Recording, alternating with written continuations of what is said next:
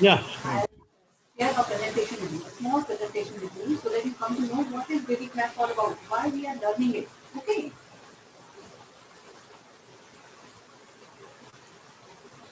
We are ready, sir. Okay. Okay, then shall we start straight away? Yes, sir. Okay. Okay. Good afternoon, ladies and gentlemen. This is my name is Vijay Nambiar. Welcome to the Wednesday seminar. I wonder who's here on this. Yeah, please mute yourselves. If Venkat can mute the others, we can then start. I think. Okay. Good afternoon, ladies and gentlemen. This is the the normal Wednesday ICS seminar that we are, or webinar that we are conducting this afternoon. This is a regular event which is undertaken normally by the Institute of Chinese Studies in collaboration with Print as the media partner. It is live streamed and it is also on YouTube, I understand. Now, the normal practice, before I start, I might mention that the normal practice is for the panelists to make their preliminary comments, and after that only, during which time, of course, the most of the participants in the webinar will be muted, and after the statements have been made, we shall then open the house for discussion. And at that time, there are two ways in which you can participate in the discussion. You can actually place your comments in the chat box, or you can use the raise hand option. And then we can admit you, and you can actually see yourself speaking, and the panelists will respond to you. I think that is broadly the way in which we plan to conduct the proceedings today. Having dispensed with these preliminaries, let me say how we plan to hold the discussions today. I shall preface our discussions with some preliminary background comments. I shall then ask Debashish, who is the star of the afternoon with Atul Aneja. Atul and Debashish will make the major comments on the subject of today, which is Xinjiang in the Xi era. They will speak for about 15 to 20 minutes each, outline their main arguments, after which we shall open the floor for comments and questions. Now, let me start by saying that for many scholars of history, Qing rule over Tibet, Mongolia, and Xinjiang did not differ in principle from the European colonial penetration of Asia and Africa. Indeed, Manchu territorial expansion to the north, west, and south of China proper was described in magnitude as one of the largest territorial expansions in 17th and 18th century world history. Though the declared aim of the imperial rulers then was to educate the Uyghurs without changing their customs, religion, moral principles, food, clothing, or language, the induction of Han administrators and the steady policy of population transfers, it was encouraged already during Qing times, and that inexorably led by the end of the 19th century to a consolidation of Manchu sovereignty, and Xinjiang was turned into a province of China in 1884 under the Qing, what they call the Chunxianzhi, or Confucian-trained magistracy. Now, in the post-1911, that is the post-Xinhai Revolution period, Chinese leaders like Sun Yat-sen used the rhetoric of the unity of the five people, the Wu Zu, as they said, Manchu, Mongol, Han, Muslim, and Tibetans, to bring the territory under Republican control. Now, during the 1950s, under the People's Republic of China, quasi-military Han settlements called Production and Construction Corps were established in northern Xinjiang to exploit the agricultural and mineral resources and to populate the region. Han migration and settlements in Xinjiang continued over the decades, and today the Han population in Xinjiang is over 40% as compared to the Uyghurs, who are only 46% or so. In some cities like Urumqi, actually, the overwhelming population is Han. Comprising 1/6 of the country's landmass, Xinjiang has abounded in natural resources and provided China connectivity with Eurasia. While the region has faced stability challenges throughout its history, it was since the breakaway of the Central Asian republics from the USSR in 1992 that Beijing began particularly to see Xinjiang's integration as a strategic and economic imperative for advancing its overall position in Central Asia. Now, for outsiders, the Xinjiang problem is a manifestation of identity politics, marked by the ethno-national resurgence of the Uyghur population. This has stemmed from a prolonged history of interethnic tensions, discrimination, and prejudice that have defined the policies of the Chinese state, combined with other elements, such as Debashish has mentioned, Han supremacism, the suppression of protest and dissent, as well as repression of all forms of Islamic practice and local culture in the region. Within China, however, the troubles in Xinjiang are portrayed against the backdrop of what is called the three evil forces, the San Gushili, namely religious extremism, ethnic separatism, and terrorism, which have been the major source of internal security challenges in Xinjiang. The Chinese official media has persistently viewed Uyghur political activities through the single prism of their ethno-religious identity. They are viewed, in fact, as a biological threat, a virus, as they call it in Chinese society, that has to be eliminated. Uyghur identity has consistently been projected in binary terms, and its affiliation towards Islam seen as a symptom of extremization, as it were, of the community, and a threat to the national security of China. At the same time, the Chinese state, its academics, as it were, and the media have constantly underlined what they call the sinister designs of external terrorist organizations and the anti-China designs of foreign countries. Now, while Hu Jintao, the focus was primarily development-oriented, in fact, his dictum was that functioning markets, water, electricity, and heating, etc., were as much part of counterinsurgency operations as police work and brute force.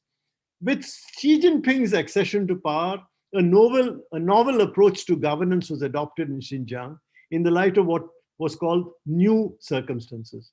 The new focus was firmly on advancing social stability and permanent order and the modernization of Xinjiang governance system and capacity. This shift occurred primarily in the context of Xinjiang's increasing geopolitical importance in China's neighborhood diplomacy in Central, South, and West Asia. The two main priorities of governance were in Xinjiang were to advance ethnic unity and promote what they call de-extremization. Ethnic unity was defined as interethnic relations based on parameters defined by the party. It stressed patriotism and the subordination of local identity to the larger national purpose. Obviously, that is to be determined by Beijing. Now, de-extremization effectively meant the redefinition of all local religious and cultural practices from the viewpoint of national unity. It involved the regulation of Uyghur values, beliefs, loyalties, including adoption of dress, appearance, and behavior, as well as social campaigns, community events, visual propaganda in public spaces, in a manner that was instrumental to the consolidation of political stability. Now, in his monograph, Debashish explains two different trajectories that were successively followed in Xinjiang by two senior party officials in the periods immediately before and during the Xi Jinping era. Initially, under what he calls the Zhang Chunxian leadership, Xinjiang's official policy of fighting extremism was pursued with great nuance and by delinking religion and ethnicity. Zhang apparently mingled with the people from all walks of life and brought a balanced approach. Now, however, the violent attacks inside the region between 2013 and 2014, and especially during Xi Jinping's visit in Xinjiang in April 2014, changed all that. In May of the same year, May 2014, the same Zhang Chunxian, in a People's Daily article, called for a people's war on terror. And he declared that terrorists should be chased down the streets like rats, quote unquote. In fact, this is hardly the kind of speech that you can expect from a moderate. In fact, he was speaking of terrorists, though he was speaking of terrorists, his use of dehumanizing references is extremely revealing, considering that around the world, such references have invariably been used in instances where grave crimes against humanity had subsequently taken place. We know about references in Rwanda and other places.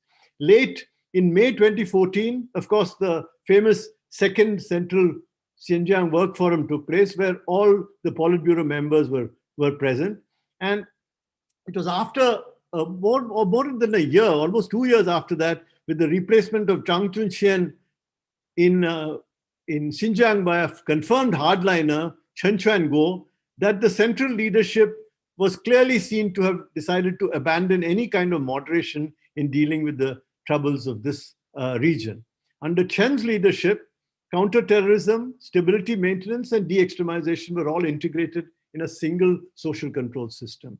And stern steps were taken against all elements suspected of providing any support of working or to such forces or of working against the interests of the state. A whole range of surveillance measures were adopted, including physical, electronic, digital, biological surveillance, the setting of extrajudicial detention camps, and crackdowns on irregular groups, and even targeting Uyghur pride. Now, Xi Jinping, meanwhile, had begun to unveil his ambitions of an economic belt linking China with the rest of Eurasia and Europe along the maritime Silk Route, and of course, subsequently to South China Seas and Indian Ocean linking to the West. Xinjiang necessarily, therefore, became the fulcrum of this ambitious initiative. As the main gateway to Central and West Asia, as well as European markets through the land, Xinjiang could emerge as a major growth center. And the plan was to develop the region into a major logistics center under the initiative, with a railway network also in Kashgar, of course, connecting eventually to South Asia. Crucially underpinning this kind of grandiose vision for the region was, of course, the assumption that a secular culture could be nurtured in this region, characterized by urbanization, consumerism, education, modern communications, and such a culture would, it was believed, replace the outmoded religious and ethnic values of the local population of Xinjiang. A new phase of economic development integration under the BRI in Xinjiang was thus seen as an opportunity to raise the conditions of the local population to a higher level. And this, in fact, appears broadly in the kind of fact sheets that the Chinese embassy brings out even today in explaining the developments that have taken place in Xinjiang. And I recall, in fact, a similar kind of exercise in the early, in the first end of the first decade, in terms of Tibet also. And I recall that the IDSA monograph edited by Jagannath Panda, there is a very interesting article by Antara Ghoshal Singh on Tibet, which talks exactly of this, what they call perplexing, she calls it perplexing paradoxes and shifting paradigms. It is, having done all this, you do find that things, however, are not planning or panning out in the manner that the government seems to have envisaged. Xinjiang, rather, has now become a flashpoint of political confrontation between China and the Western powers. On the one hand, you have a rising China showing off its economic success and its rise as exemplifying a new model of leadership to the world, one characterized by what Professor Yan Shui-tung called humane authority, or the Wang Dao, kingly way of governance, in contradistinction to the hegemonic authority of Adao, which he accuses the Western liberal democracies of following. But this is belied by the ruthless Chinese policies of detention, forced labor, forced sterilization of women, and Han majoritarian assimilationism inside Xinjiang. Now, this has obviously produced a major international backlash. The Human Rights Council of the UN has called for China to be more accountable, to formally adhere to the ILO conventions on forced labor, and for punitive measures against it, including cancellation of the recently concluded investment There has been calls for cancellation of the recently concluded investment agreement with the EU, boycott of the Winter Olympics and things like that. China's official response to such charges, predictably, has been to describe them as part of a deliberate smear campaign and a sign of anti-Chinese bias and the obsolete, what they call the obsolete mentality of an ideological confrontation of the Cold War. Within Xinjiang, however, it is still unclear if the state's growing determination to control Uyghur minds and to police Uyghur society, as well as to reorient popular Uyghur attitudes, will succeed in bringing local sentiment closer to Beijing. For the present, I think, at least from the indications we have, this is not so promising. Now, this is a broad kind of a framework which I've painted for you. And let me, at this stage, ask Debashish to start with his presentation, after which we will ask Atul to give his own comments. Obviously, Atul will not necessarily stick to the monograph. He will look at the broader picture. The floor is yours, Debashish. Thank you, sir. I will share my PPT. Let me do it. Screen shared. Okay.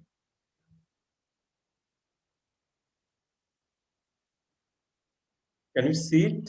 Yeah, started, yes. Okay. So, thank you, sir. And especially, I want to thank you because of reviewing my monograph. And that was a very enriching experience. And then Xinjiang in the Xi Jinping era. This is the topic of today. And I have recently, as sir told, that I wrote a book, monograph. That is the title of the monograph is Countering Internal Security Challenges. And then there is a subtitle, Rise of the Surveillance State. And there is a question mark. So let me go to my second slide. So while I was writing... Debashish, can you keep the full screen? Yes, I can. Okay, sure, sir. I will do that. Okay. Is it visible now? Yes. Yeah. So while I was writing this monograph, actually lots of changes were taking place. So when I started studying Xinjiang in 2001, and from that time today, in 20 years, there has been tremendous transformation in the political landscape in India. So in this context, it is increasingly looking like there is a convergence, and the convergence is becoming deeper and deeper. And then socio-political disorder in India can be contrasted with hypersensitivity and maintaining order in China. That way, China is doing far better in this aspect as well. So I am questioning my credibility to comment on Xinjiang, comment on an internal matter in China when India is telling others that it is an internal matter in India. Kashmir is an internal matter, and everything is, whatever happening here, everything, farmers movement and the comments they are making, everything is an internal matter. Nobody has right to comment in this context. It is for me, whether I am exceeding my limit of, I'm crossing my limit of internal matter, who is going to define that? So anyway, since I am working on this area for a long time, and I have finish this work. As long as I'm working on Xinjiang, I will comment on Xinjiang. And I think it is a high time that somebody should take up a very constructive, very detailed study of these two regions, Kashmir and Xinjiang. So with this, I want to tell you certain changes that is taking place throughout the world. And this is a phenomena mainly of the 21st century. Preference for leaders with strong man image, rise of cultural majority, calculated insensitivity among majority population towards ethnic, linguistic, religious minorities, as well as other marginalized section of the society, deep-rooted mistrust of ordinary population. Securitization and excessive reliance on technology and developing surveillance. Absurdity is becoming new social reality. Whether it is Skynet, whether it is blue-eyed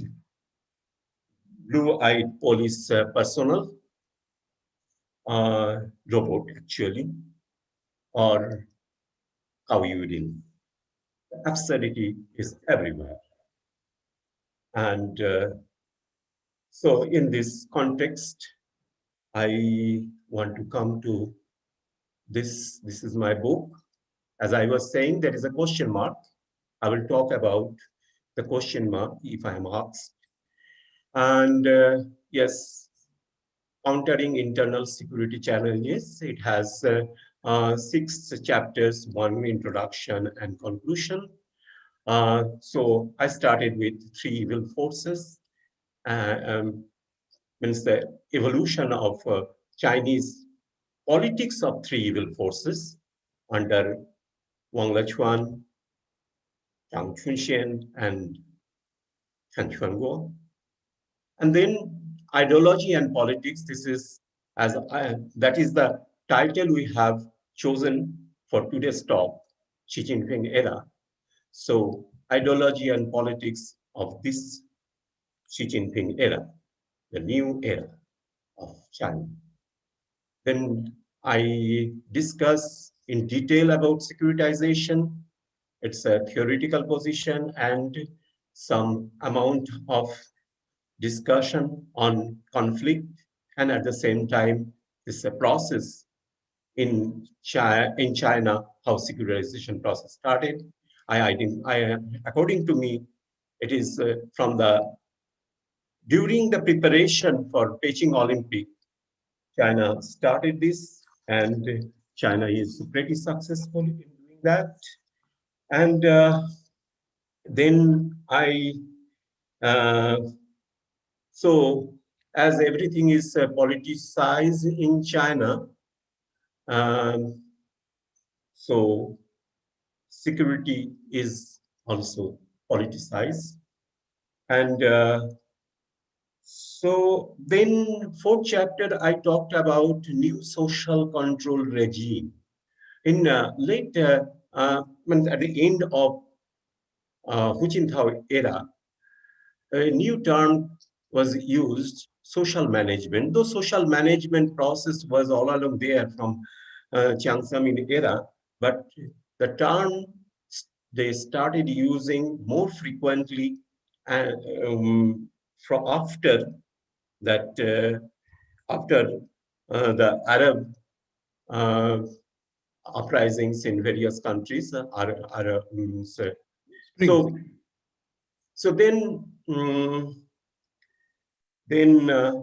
this, but now this government, Xi Jinping, is very much concerned about governance. So there is a new term, social governance. So, and social governance, as George Bacon, according to him, China is trying to develop an exemplary society. So whatever they are doing, trying to train citizens to be obedient, loyal, and follow whatever party is doing. And so then next two chapters I have elaborately discussed. First to fifth chapter, de-extremization. This is the new term. Though this term was used much before 2012 by Chang Chun-hsien, but now the term is means that they have made it a program of de-extremization. But this de-extremization or de-radicalization process UN initiated from 2005 onward, so that except a few countries, that kind of work to for rehabilitation of those who are taking violent path or all those things did not take place in many countries, only Malaysia possibly one of the examples. And then China defends its global response. It is very much part of the global anti-terrorism network. So China is very much in a position to convince and talk freely and at the same time cooperate with each other on this matter.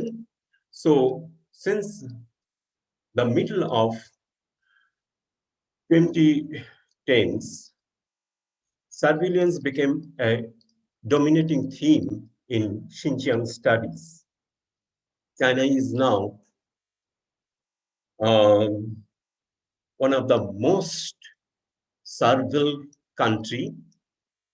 8 of the top 10 most surveilled cities in the world are in China. Chongqing is the world's most surveilled city. And in certain parts of Chongqing, number of cameras is much more than number of population. So this I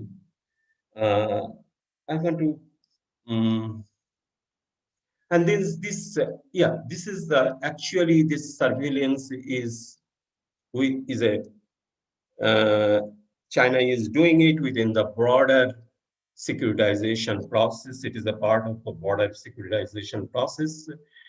So grid management, social credit system, strict censorship. Of course, these are the things going on for a long time. And Tungchang is the first city in China situated in Beijing. Was this grid social management was initiated. So it was in 2007 only Urumqi became a part of experimentation. So making, and another thing is making new laws, stringent laws as an instrument for controlling society. So in this situation, in this backdrop, surveillance became a dominating theme in Xinjiang studies after 2016, when Chen Chuanguo was made Xinjiang party secretary. He got the fame of a pacifier in Tibet. He was in Tibet from 2010 or 2011, 2010-11 to 2016. And then Chang Chun-hsien, I possibly, as Sir was saying, that yes, what kind of moderate Chang Chun-hsien was there? Was Chang Chun-hsien was. So yes, that is questionable, but I still made some difference between Chen Chuanguo and Chang Chun-hsien because of, if not anything, but one thing, he tone down the rhetoric of anti means counter-terrorism and struggling against separatism and punishing everybody. This kind of high-pitched sounding rhetoric, which Wang Lachuan was famous for. And then when he came to Xinjiang after Urumqi riot in 2009, he actually started contacting with, so from the on personal basis, he used social media extensively to contact with people on the streets. On the streets means now those who are within the social media. He used to personally go in remote places in Xinjiang and personally meet various section of people. So this practice possibly Chan also used to do in Tibet, but his way of doing all these things was quite different. And that's why he got the fame of pacifier, and he was awarded by giving the responsibility to manage Xinjiang affairs. So, and another thing is, Chan was much more still, till the end, he was much more hopeful about the people of Xinjiang. So, one major change, possibly it started happening much before, from the end of Hu Jintao era. Then Xi Jinping came to power, and then things started changing. 2014, when Xi Jinping visited Xinjiang, then he commented certain things which was recently those things were revealed, and um, so surveillance and all these things already started in Xinjiang. But what Chen Chuanbo made changes, I will come to the specific changes in a while. And then see, so this is the time authors like James Millward, then Kenneth Roth and Maya Wang, James Leibold, and Adrian Jens, they started writing about surveillance, Xinjiang as a surveillance state of affairs, that kind of. So, as I mentioned that I used a question mark at the end, because in what way China is China is a surveillance state? How we will see the surveillance state in China? Is it a surveillance state the way we call North Korea a silent surveillance state? So this is I want your opinion. And another thing is surveillance is very much part of our life, everyday life of every citizens of most of the developed and developing countries, and even underdeveloped countries, especially authoritarian countries, are these days buying from China surveillance related technology. So surveillance is one of the tool to control minorities. So then internal security challenges in Xinjiang. So this is where I started my first, I mentioned my first chapter is talking about that. So lasting threat of three evil forces, since evils have been detected, evils remain evil, there has not been any changes, but rhetoric has changed over the years. So now evils are no more evils. They are earlier evils were physical threat and psychological threats. Now they are biological threats. So that's why proper, they should be properly cured. But what is the context of the present security challenges? Present security challenges, 2-3 things happen by 2015, 2014-15, rise of Islamic State of Iraq and Syria, growing influence of IS in Afghanistan and Pakistan, and geopolitics and changing geopolitics of China's western borderland and surrounding regions, threat perception strengthened because of growing number of entrants in the ranks, Uyghur entrants in the ranks of international terror groups, increasing Islamophobic tendency in China. There are instances where local governments in various places across China, it is happening. Now, Uyghurs are not the only Muslim community who are the target. Other Muslim communities, Kyrgyz and Kazakh, and even Hui, not only in Xinjiang, Hui in other parts of China are sometimes face serious threat from the state. So, so in this context, rise of Islamophobic tendency,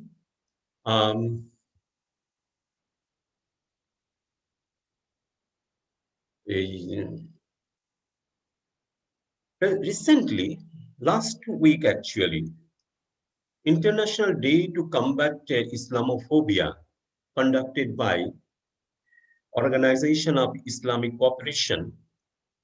In this background,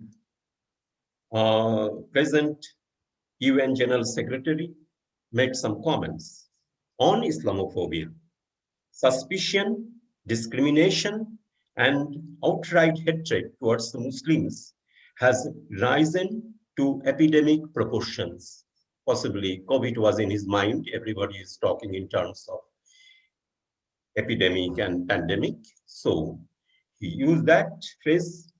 Resurgence in ethno-nationalism, neo-Nazism, stigma and hate speech targeting vulnerable population, including Muslims, Jews, some minority Christian communities, as well as others.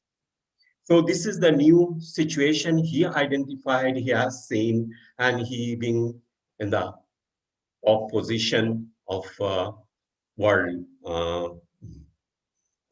United Nations. He commented this, but this diagnosis, to me, possibly is a partial identification of the symptom.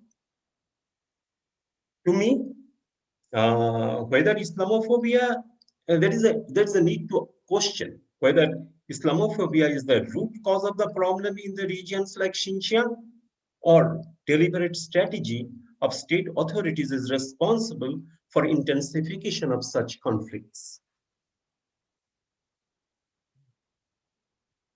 Then Xi Jinping era. Xi Jinping era, we know it is completely, in many ways different. You know better. So Xi Jinping era, desperate, leadership is desperate to consolidate personal power, national unity, domestic stability, and perpetuation of parties' undisputable authority, dominance, new security discourse, and excesses of securitization, China's global outreach program, and declaration of ambitious BRI, Belt and Road Initiative. And in the Belt and Road Initiative, as Ambassador Nabian was saying, that this is Xinjiang became a very important hub, and Xinjiang is at the core. Xinjiang has been designated as the core region in the BRI project, and China, we know he is the core leader, and Chen Quanguo, he was the first one use that term, core leader. So what is the difference between till Hu Jintao period? As far as Xinjiang is concerned, two main aspects were there: territorial sovereignty and right to rule. How they are ruling, that question came, that question swept in China also. From government leadership and when government and party leadership seriously started thinking how to govern. And Xi Jinping is the person who is talking about governance. So now the governance aspect is very much important in Xinjiang studies. And what is, in my understanding, it is the changes from population-centric model to enemy-centric war. This this word was used by, first, it was used by Jiang Zemin. But he did once in a while he used it, but it did not become a popular slogan. And time to time, Xinjiang leaders use this phrase. And after 2014, when Xi Jinping visited Xinjiang, after that, Xi Jinping actually first used that phrase in while visiting Xinjiang, and then Zhang Chunxian started using. So, moderate, one author described moderate in Mao's term. Mao explained, as far as according to his contradiction, enemy and theory of contradiction, enemy and friend. Friend should be dealt in a certain way, and enemy should be dealt in a hardline way. So changes in from people-centric approach to people-centric approach to present ongoing enemy-centric war is this. So moderate thing is questionable, but still I am possibly a little biased towards Confucian.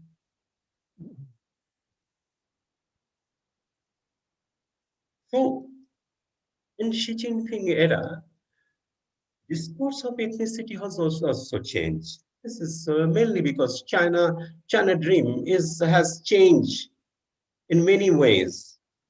The Chinese discourse of nationalism, national question, nationality work, domestic and foreign policy dealing with minorities, and then overall security is China does not think that security, China does not think security in terms of security within the territory of China. So this regime is looking for security in a very broad way. So in ethnic relations, there is a hybrid relations. There were debates on ethnic issues before Xi Jinping came to power. Throughout Hu Jintao era, this debate was very vibrant debate. And then under Xi Jinping era, this debate, Xi Jinping actually stopped the debate, tried to stop the debate, but he could not. But what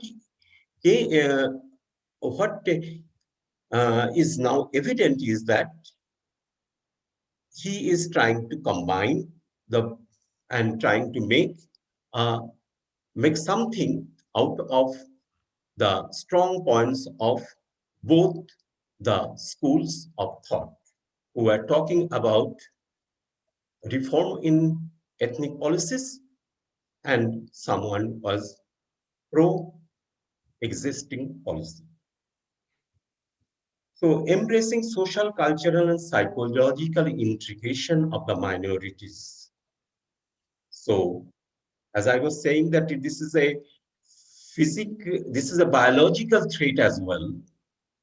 Three evil forces now is a biological threat as well. So there is a need to cure. So in minorities region, this psychological integration is a new thing. And then phasing out favorable policies towards minorities, shaping new equations among various ethnic groups, and socio-political structure in the minority region in the recent years. So now building Xinjiang with Chinese characteristics. So this is the Chinese characteristic. This phrase is now in use. So they want to build Xinjiang with Chinese characteristics. So that means obliterating all elements of minority, counter-terrorism, people's war. As I mentioned, this is a people-centric, this is from people-centric war to enemy-centric war started. Preemptive attack against common enemy, permanently resolve problems of interethnic tension and root out extremism, decisively crush separatist forces and terrorists. So this solution will be everlasting. Everlasting peace will be established when these elements of ethnic elements will vanish, replacing Tang Chunxian by Chan Chuanguo, the pacifier of Tibet, is the main. This is another watershed period of Xinjiang. As we know, 2009, Urumqi riot was a watershed period. De-extremization, legal basis.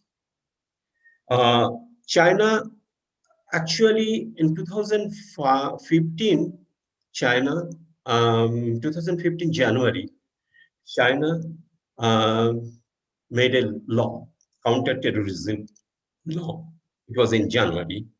And in December 2015, no, not December, that was in 2015, 2016, August, when Chen Chuanguo came to China, then To Xinjiang. came to Xinjiang, then he made another law, regional law, that is regulation of counterterrorism law of the People's Republic of China in Xinjiang Uyghur Autonomous Region. So this is the new law. And this law is much more stringent than the national law. So other than this law, regulation on religious affairs in Xinjiang 2014, actually before Chan came, some of the rules some of the laws were already made. So one is on religious affairs, then banning burqa and other significant marker of Islam in 2015, and then so this law are a basis to fight terrorism. Convenience police station, it started these things. Later on, all these things started specifically when Tan Chuango came to Xinjiang. Devashish, you can just make it faster so that you can. Okay. I think everything is visible, and I will not. So these are things, and we earlier also we had this kind of discussion. So international response versus Chinese defense. In fact, one can question, will foreign pressure have any effect on China's policy or not? I think this is a very clear to us that China is not going to listen. It is non-negotiable. And summing up, this is almost, I have mentioned all these things in different ways. So, okay. So, in November 2020, some documents, as I was saying this about these documents, was published by New York Times. These were actually a series of Xi Jinping's talk during his visit to the region. These speeches called for reversal of hardline approach in Xinjiang. Xi instructed the party cadres to unleash tools of dictatorship of proletariat. So things became dictatorship, and this is the end of or beginning of a new era in Xinjiang. So mass indoctrination was within a very closed detention centers in a securitized atmosphere as a way to de-radicalize, as I was talking about de-radicalization program, first initiated by UN in 2005. But whether this can change the community or not, or whether they will be more antagonized. So with this, I want to end my talk. Thank you.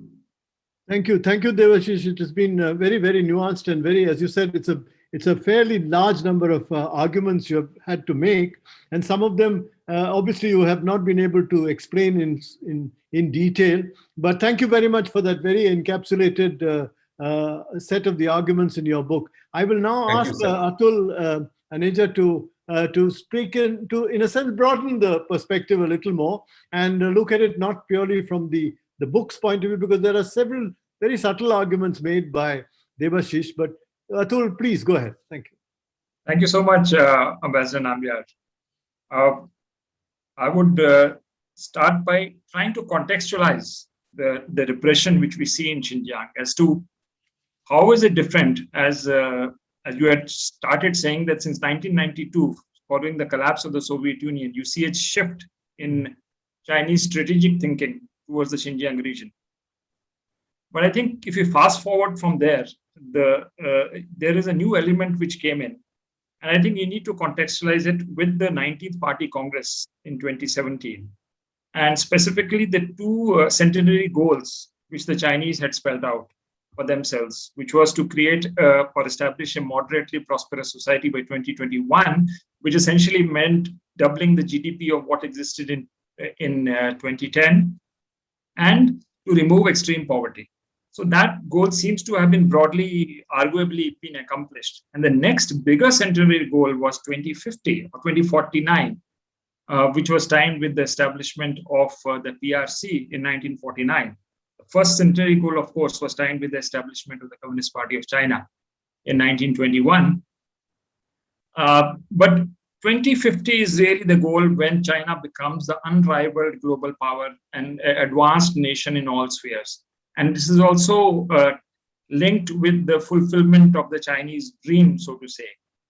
While I was in China as a correspondent, I was trying to decode what this Chinese dream really is, or the great rejuvenation of the Chinese nation. But quite honestly and controversially, I would say that it is really the revival of the Middle Kingdom, where you are the unrivaled power surrounded by others who are less so. So, I mean, this is a point of debate. If somebody wants to raise it later, we can discuss that. But where does Xinjiang fit into this? The instrumentality of achieving these two goals, two centenary goals, is, in my view, the Belt and Road Initiative, the go out policy of the Chinese. I'm reminded a bit of what Hobson had written around the turn of the century of the rise of imperial powers, colonial powers, where he had argued, and something which Lenin had picked from him, that imperialism really starts with the accumulation of excessive capital in the West. And that capital has to shed, it has to go somewhere. And that is a process when colonial powers like Britain, France, etc., they move into colonies and get this. The mills of Manchester have to be powered by raw materials, and that's why India comes into play.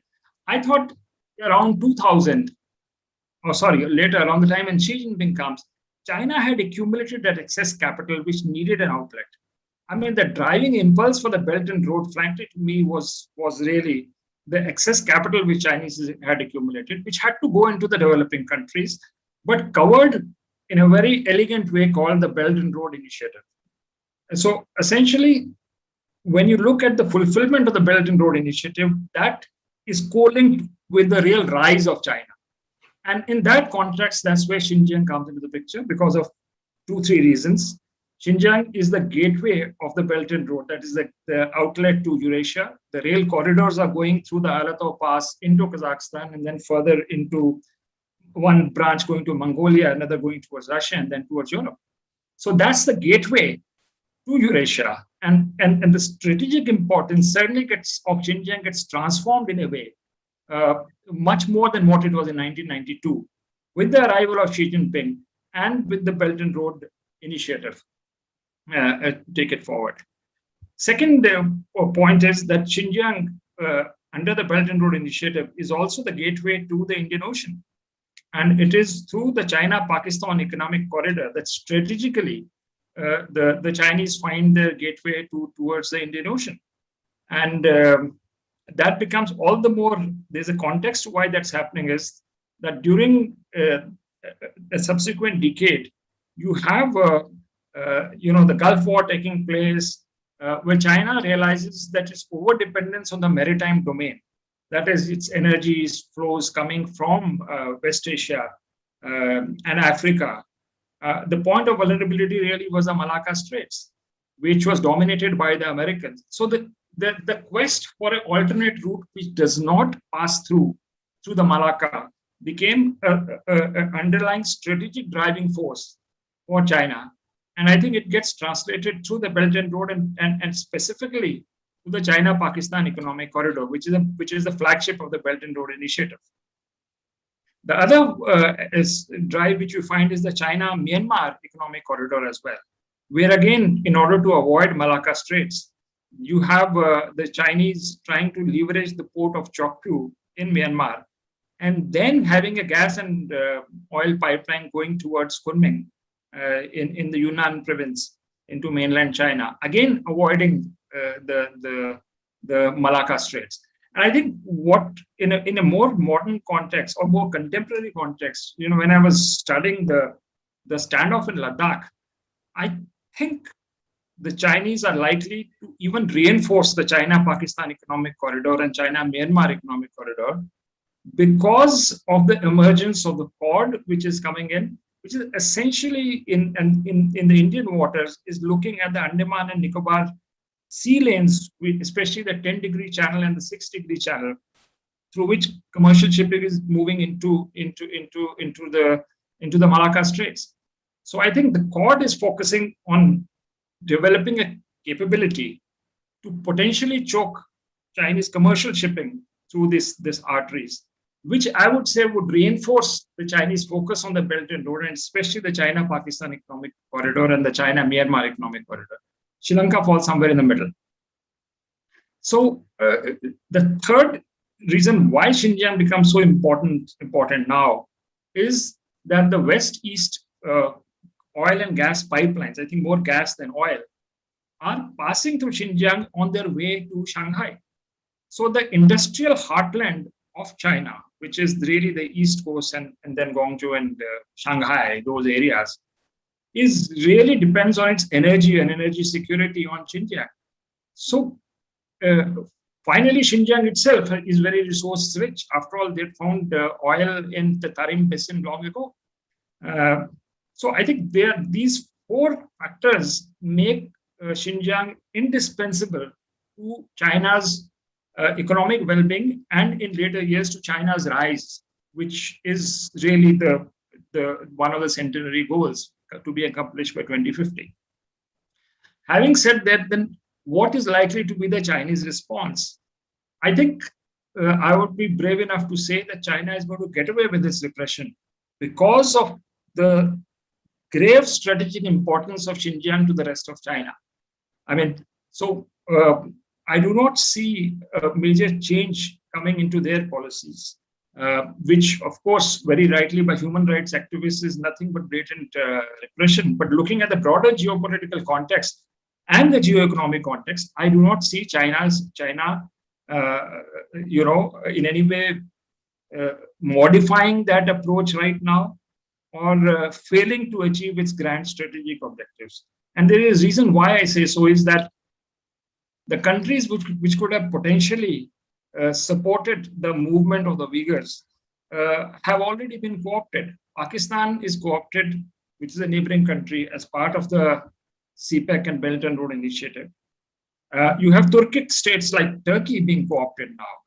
So, I mean, there is no real base or really an uprising to be sustainable in Xinjiang in the present context.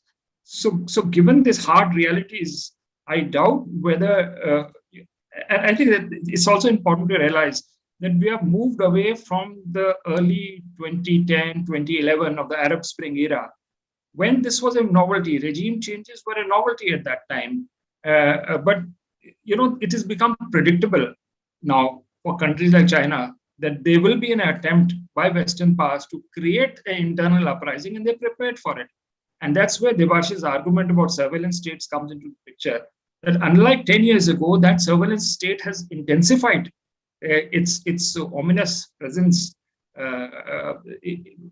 elsewhere in other parts of the world, as not only in China, but in other parts of the world as well, as Debashi rightly pointed out, but definitely in places like Xinjiang, with the use of AI, with the use of surveillance cameras, coming of 5G. I think it is the techno revolution which has taken place, which has made this a very powerful surveillance state, which will snuff out any possibility of a widespread revolt. Though acts of terrorism, as had happened in Urumqi or in Kunming, they may take place, but a sustained insurgency in Xinjiang seems quite unlikely. And as we see the change in Afghanistan, I think the Chinese are moving in very strongly, while the Americans move their forces away. And that might secure the Wakhan corridor as one of the bases for an insurgency coming into Xinjiang. So quite honestly, given these conditions, I think the Chinese are going to prevail right now. Right now, despite what happened in parts of Hong Kong and others, there is no critical mass inside China for a regime collapse. So unless there is a regime collapse, which you never know, nobody thought that Soviet Union would collapse one day, but it did happen. But short of that, I don't see Xinjiang going any other direction than the direction which the Chinese desire it to go. I would come to the second part of my presentation, which is what are the implications for India. I think I would briefly say that when we look at the Eastern Ladakh standoff, I think there's an underappreciation in India that Eastern Ladakh, from a Chinese perspective, would look not like a localized affair, but a threat to Xinjiang. After all, the Aksai chain is the one which links Tibet and Xinjiang.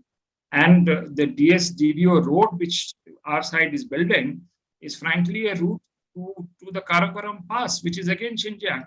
So I think we need to understand the broader appreciation of Chinese concerns, just as the Chinese need to understand Indians' concerns here and the importance of Kashmir. And that Kashmir is not something which is contemporary, but there are layers and layers of history to Kashmir, and it's not always been the Kashmir of today. So I think unless there is a mutual appreciation of each other's concerns, and also an appreciation that we are both deep civilizational states. The Chinese talk about a multipolar world, but I think India has genuine concerns that multipolar world should not mean that one pole becomes excessively strong. It means a collegiate accommodation of other civilizational states like India, like Russia, and a coexistence policy rather than, they talk about the Asian century at one time, but that it can't become a Chinese century. So unless there is that accommodation, I don't see a real rapprochement coming in the neighborhood in the present context. But coming back to Xinjiang, I think the status quo is more likely to prevail than a radical change the situation. I'll stop here and would be very happy for any discussion of these issues. Thank you. Thank you. This has been quite an interesting kind of overall aperçu that you have given, taking off from Debashish's focus on the internal situation, leadership situation, etc. You brought it out to a broader canvas. We're focusing on the larger issues. And in essence, at least if my understanding is correct, both of you have in a sense got to a particular kind of a generalization. One, Debashish feels that by and large, the regime, whatever its policies, whatever the kind of rhetoric the outside world may adopt, is succeeding, is not really resulting in any large scale kind of, and in some ways, that is what the fact sheets which the Chinese missions put out all the while are actually showing in terms of development, in terms of it's becoming a core area, in terms of the livelihood of the people, in terms of how they're, of course, you don't talk about, earlier you talk about in at least in the time of Hu Jintao, they talked about happy Tibet. I don't know whether you were talking about happy Xinjiang at the present moment, I think, but that'll have to wait. But the fact you're making at a larger thing is that the resurfacing of the salience of Xinjiang, as it were, in a larger geopolitical context is more contrived than real at the present moment, particularly as it's going. In terms of how the UN Commission on Human Rights is viewing it. Of course, they will continue to discuss it, but nothing much beyond that. Is that the general view? With that, I would would you think that there is a likelihood that that situation will in fact be questioned, particularly as tensions between the West and the East, particularly you're seeing in Europe now, and Europe has always taken a much more sort of, human rights based approach. And do you think that that is seriously going to affect some of the major Western concerns, indeed the concerns of the BRI also? You think that the investment agreements and things like that are in serious jeopardy, or is it just grandstanding? Just one question, and then I will ask the print media, the partner of the ICS, to make their questions. Could you respond to that, Atul? Yeah, sure. You see, I think it's important to realize that the unipolar world which we saw after the collapse of Soviet Union has actually collapsed, and we have moved into a multipolar era. So the Western century, frankly, is over. So while there is a concern from these countries, they will talk about human rights, but who cares? I mean, power is moved with the Chinese and moved eastwards since then. So while the rhetoric will go, I don't think there will be much bite. We don't have that kind of a situation when leaders could be hauled into the International Criminal Court. We had that, R2P, when you were in the US. At that time, that was serious. Human rights violations were serious in people, but we have moved from there in terms of power shifts. Morally, I agree that that argument will prevail. But frankly, on the ground, you may make those noises, but the Chinese are not going to listen to.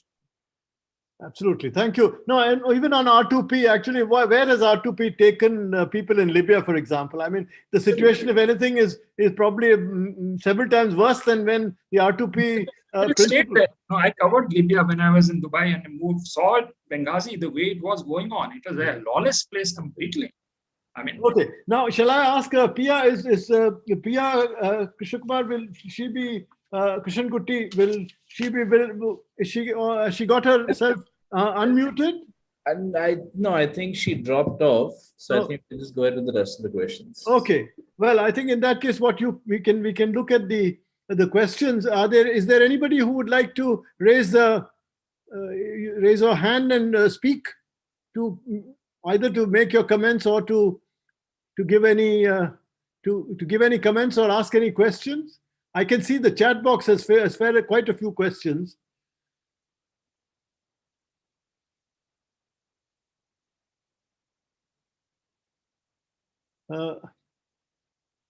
Anybody to speak? I can't see any, I can't find any raised hand.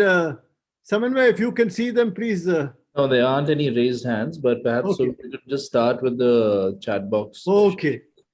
Okay, this is now I'll say Sumira Sharma asks a question for Debashish. In leaked documents published in 2019, she talked about different ethnicities as seeds of a pomegranate. Does this metaphor imply complete assimilation or possibly to have separate identity with no essential freedoms? Now that is a question which Samira Sharma would like to ask Debashish. If I may, I'll add another question also to Debashish from Sadia Rahman. That is, the second question is, you elaborated on securitization and discussed on the rise of Islamophobia. Before the 1990s, interethnic violence in Xinjiang was referred to as separatist activities. But post 9/11, China's tone changed to see themselves as victims of Islamic terrorist activities like the US. I would like to know your thoughts that do you think that China's transnationalized the violence as terrorism? Very interesting question by Sadia.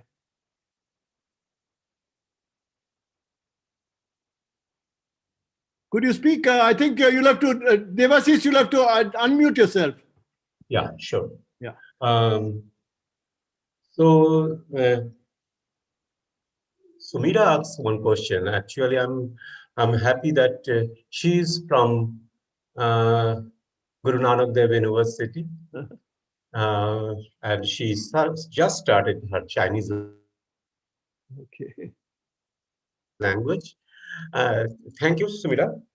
And see, this, I think she used that pomegranate, that phrase. And it was actually Ethnic Minority Forum in 2014. Xi Jinping used that phrase first time, saying that all minorities, not only minorities in Xinjiang or Muslim minorities in Xinjiang, they are as if they are living in that space, China, and as a like pomegranate seeds in a very closely fashion. So this is a phrase not only means, yes, this kind of rhetoric has been used, but this is not exactly the main point in this leaked papers. Leaked papers is actually what I mentioned. The main argument is go for, this is a message for the cadres that go for hardline approach. And there should not be any moderate kind of approach. Even the image of a moderate leader was not tolerated after that, eventually. So this is one question. And second question is about, can you repeat? The second question is securitization and rise of Islamophobia. That, especially after 9/11, the Chinese tone changes as if it was the victim of terrorist violence rather than separatism. So this indicates that the way they started emphasizing the seriousness of problem in Xinjiang. So before 1990, actually before 1989, there were lots of protests by ordinary people against many Chinese policies that used to happen throughout China and even including Xinjiang. But immediately after student protest and the end of student protest through a military crackdown in 1989, the situation changed. That is another, that is actually not a watershed for China. In the Xinjiang, it is a watershed for Chinese politics. So that's the time when conservative leaders started replacing reform-minded leaders. So that is that. And then 1996, actually this phrase, three evil forces, was used by the state. And the three evil forces, one is, of course, terrorism, ethnic separatism, religious extremism, and terrorism. But 2001, after 9/11, situation changed. They not only started claiming they are the victim of terrorism, and they started saying that this Xinjiang groups, extremist groups, terrorists are very much linked with international, transnational terror groups. So this is the major change. Okay, and then there was, as far as Bush administration was concerned, they had their own compulsion. They wanted as many as country in their side when they started worldwide anti-terror war, and then China got a chance, and then at least one group was first recognized as a international within the international terror groups, that kind of designation, and that gave China legitimacy to further crack down on Uyghur community as a whole. So I think this Very good. suffices. Very good. Thank you. Thank you, Devashish. Now for Atul, there are two questions, one from Sadia Rahman and one from Dinsi Adlaka. Now, Sadia says, China would, you said, Atul, that China would get away with the repression. Do you think that this would become a new Cold War II between the USA and China? That's a question she asks very directly, and I think it's probably just as well. It's asked so directly. Now, second question, again to you, Atul, is that in the context of current developments in Xinjiang, where the US and other Western powers accuse China of genocide on the extreme side, China is also trying to build a narrative to whitewash its image and its image from the human rights abuses. How does China showcase Xinjiang to Uyghurs and to the world? What is China's global strategy as representing Xinjiang as a happy or desired place to the world and to the Uyghurs? Is there any kind of strategy, and is it actually convincing?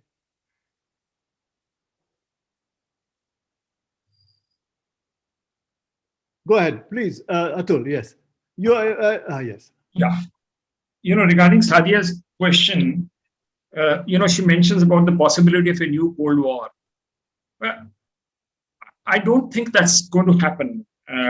We are moved into the multipolar era, but more specifically, you see, the change which has taken place in the US is between Trump and Biden is fundamental in my view. Because when it was Trump and Pompeo, it was as if it was an ideological crusade. I mean, you could see Pompeo's speech, I think, in July 23rd last year, where he talks about that the ultimate goal of the United States is the collapse of the Communist Party of China. So it was more of an ideologically driven kind of an approach. You find a change with the coming in of the Biden administration, where my sense is that while the rhetoric will continue because of domestic reasons in the United States, sooner than later, we're going to have an accommodation between the Americans and the Chinese. Of course, optics will matter, and the US would like to look stronger, especially in South China Sea and elsewhere. But when you go to Beijing now, you continue to see the American stakes in China. You go to Apple stores, you see finance capital. I mean, the kind of serious US money which has come into China. I mean, these are really powerful players in the US system. So I think, while every democratic country will have to look at its own constituencies and manage perceptions. But my sense is that sooner than later, we're going to have a accommodation between the Chinese and the Americans. It's going to take some time. It will play out. It'll take a while. But it should happen. And in China, in fact, they have been talking about not G8, but they've been talking of G2 for a long time. So there's a strong constituency within the Communist Party of China, which is willing to engage with the Americans. In fact, for me, what was striking during my stay in China was the Americanization of the campuses. I mean, every student, second student you meet would want to go to Harvard or to Yale or to Princeton. So there is the American soft power inside inside China has not to be underestimated. And coming back of the Democrats, I think we will go in that trajectory, and there would be a lesson for India into that. That's number one. Number two, regarding Xinjiang, I think the Chinese have lost the moral war, the war of perception. I think there's no doubt about that. But my point, which I was trying to make, was that despite that, it really will not matter given the realities of hard power. You have also specific cases of cotton, being that American companies will not utilize cotton in the garment industry. But I could see this H&M, which had boycotted purchase of cotton being produced in Xinjiang, virtually pleading to get back into the market. So while they lose the moral war, but hard realities will, at least for some time, prevail till it hits them economically. Until that time, I think they're going to get away with it. Okay. Now there is one question which Kiran Khankhoje has talked about. I think it is to me. He says that where should India place itself so as to get a greater hold on the situation, particularly in terms of what you explained in terms of Aksai Chin, and he asks whether regaining Aksai Chin, Shaksgam Valley and Gilgit Peninsula is an option. How and by when, before situation gets beyond redemption? Now, I think these are probably, as far as I'm concerned, these are a little too fancy to talk about at this stage. I think what we need to do is to be able to consolidate our present positions and try and see that things do not move towards any kind of escalation in terms of tension. And the question of regaining Shaksgam Valley and Gilgit-Baltistan, I think for the present is something which and in some ways that is more rhetorical in a larger context. I think it has implications for Pakistan as much as for China. So I don't know whether we can say that is a realistic perspective. There's a question to the panelists. Is surveillance in Xinjiang a means for China's state to reframe the alternate narrative? I suppose that's the essence of Debashish's argument. Would Debashish like to comment on that? Bhim Subha, question to you. Yes. Yeah, go ahead. China, whether surveillance in Xinjiang a means for Chinese state to frame its alternative narrative or an aim towards achieving its development agenda with authoritarianism. Yes, China is trying to create a narrative as well. It is, of course, a tool to silence people, and then question is whether, as you know, Xi Jinping is talking about. I mentioned that Xi Jinping is talking about governance and social governance. Means, one aspect of governance is efficiency. Is it an efficient way of detaining so many people? And instead of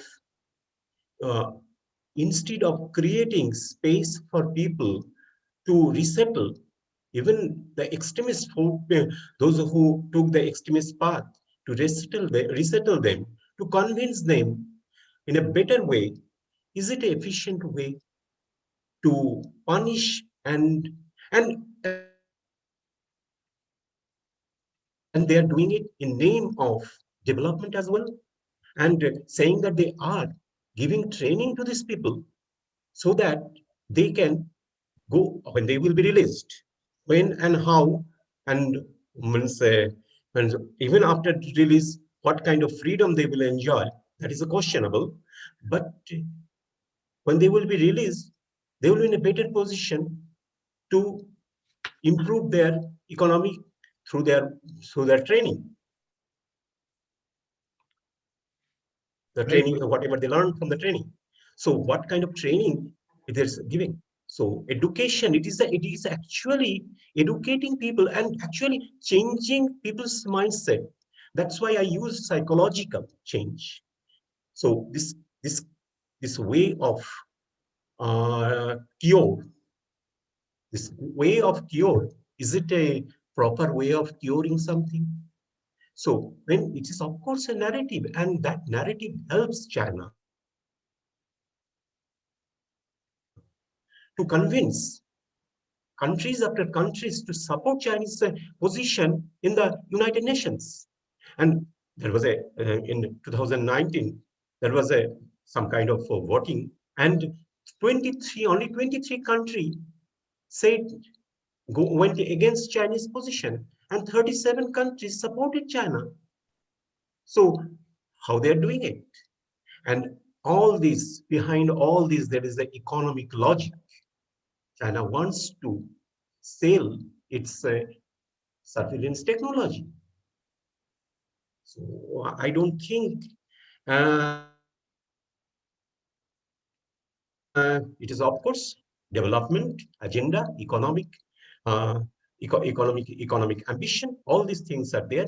The dimension is there. But at the same time, they are creating a narrative where authoritarianism will be the way of the world. Thank you. I think I am able. Thank you. There are some more questions for Atul, and I just one question relating to our people. There's one which I'll just ask one more, and then we can probably wind up. Sumira Sharma asks Atul whether the possibility of convergence of completely different economic systems is being successful. There is also a question which says, are locals who are able to flaunt religion able to live a good life and follow religion as home, as long as they all speak Chinese? Does Sinicization actually mean that you can't practice that? Is there a certain restraint on religious practice even for after you accept Sinicization? This is a question more for Debashish, I think, than for Atul. Atul, go ahead with the other answer. Well, regarding convergence of political and economic systems, if you look at economic systems, I think they have a certain way of interaction, irrespective whether you are a democracy or whether you are. In fact, capitalism has its own logic, and it prevails in either side, whether it is in the West or whether it's in China. It comes in different forms. I personally think that the time has come when things have become expensive. Labor has become extremely expensive in China, and capital has already started moving out from there to countries like Vietnam.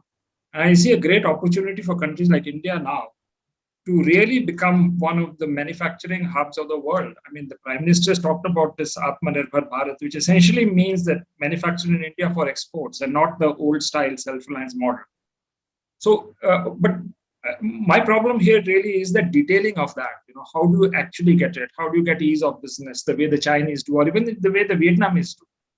If we get that together and then leverage our cheap labor, irrespective of the political or economic system, I think there's an opportunity here for us. Thank you.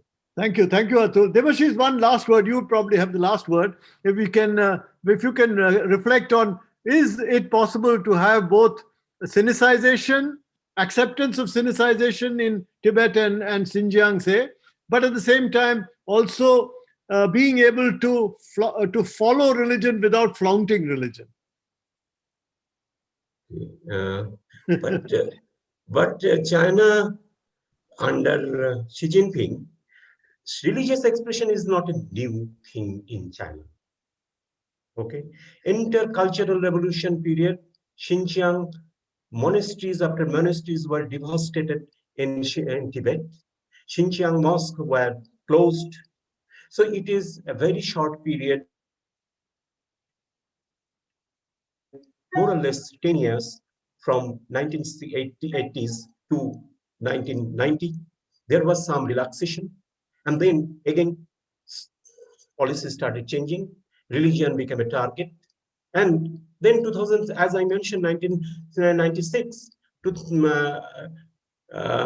religious extremism became part of three evil forces. So religion, I mean, you cannot exclude religion, because religion, China as a state, they don't declare it as a non-religious or atheist or anything. It is actually they think that they are the followers of Marxism, and religion has a very controversial space within the Marxist framework. So religion cannot. Sinicization is part and parcel of sinicizing Chinese religion. Islam and Buddhism and other religion. So they are not only sinicization is not sinicization that they will accept Chinese state or accept certain decorum or something, but or follow Xi Jinping theory or something. But as far as keeping beard or wearing burqa or wearing some religious symbols, all this part and parcel of the greater framework of sinicization. Thank you, Debashish. And I think with that, I think we should probably bring to an end this discussion. It has been a fairly rich discussion, I think, and I will not take the embark on a hazard of trying to sum up what you've done. I think you, Debashish, has given a very nuanced kind of perspective of the internal developments, particularly during the Xi Jinping era, and he brought out quite the difference between the policies of Tang Chun-chuan and Chen's modification of that. And of course, Atul has brought it out to the larger picture of the Chinese ambitions towards the middle of the century and the Chinese dream, etc., and how that impacts on the immediate question of the place of Xinjiang in the broader geopolitical dynamics. And I think both have it's in a sense it's a very realistic picture that is being painted, and I hope that members who participated have managed to get a gist of what they've been trying to interpret and analyze. I'd like to thank you, Atul. Thank you, Debashish, for a very satisfying discussion, and one which actually takes a very serious analysis of Xinjiang and its internal policies and its present place in the world and in China's overall. Thank you very much. And I think with that, I'll give it back to probably to Samanvay, and then we can close the webinar. No, we can conclude now. Thank you, sir. Thank you.